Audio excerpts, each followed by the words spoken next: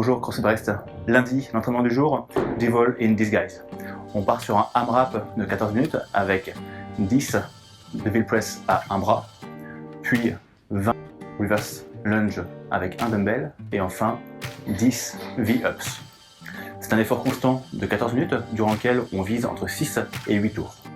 Concernant les Devil Press, pensez à alterner le bras à chaque répétition, vous en avez 5 à faire par bras. Les 10 répétitions de Devil Press devraient vous prendre moins d'1 minute. Pour les Reverse Lunge, vous avez uniquement un dumbbell. Vous pouvez le tenir en gobelet, sur une épaule, sur l'autre ou sur le côté. C'est vous qui voyez. Pour les V-Ups, commencez chaque répétition en position de hollow, avec les pieds et les épaules déjà décollés du sol. Nous démarrons avec la mobilité et 1 minute de pike stretch. Contrairement à d'habitude, puisqu'on ne travaille pas sur du deadlift, mais sur des toes to bar ou des V-up, on cherche cette fois à faire une flexion au niveau du tronc.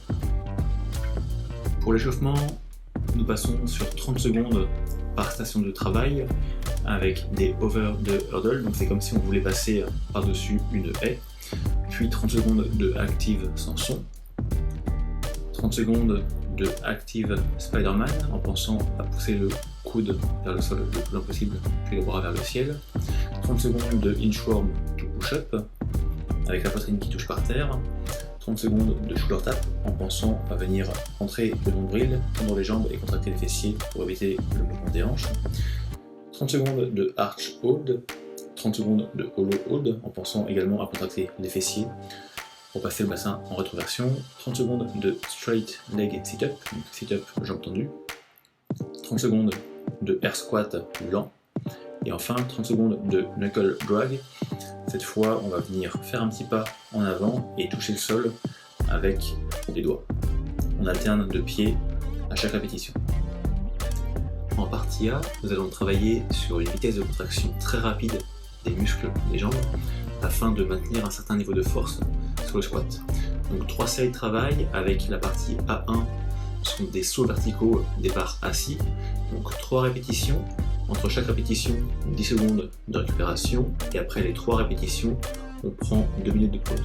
Partie A2, ce sont des rebonds debout, donc départ sur une marche, on se laisse tomber au sol et on repart directement vers le haut pour 5 répétitions, juste le temps de se replacer sur la marche, on récupère 2 minutes, puis à 3, des squat jump, donc 5 squats avec un saut, on cherche à aller le plus haut possible à chaque fois et on récupère 2 minutes après les 5 répétitions. Pour l'échauffement spécifique, 2 à 3 tours de 4 single arm Devil Press en alternant de bras à chaque répétition, puis 4 reverse lunge et enfin 4 V-up. Entre chaque tour de travail, 1 minute à 1 minute 30 de course à pied ou de rameur tranquille. Concernant la stratégie, trouvez un rythme régulier que vous imaginez pouvoir maintenir, arriver à la minute 9 à 10. Pour les V-Ups, les séries sont courtes.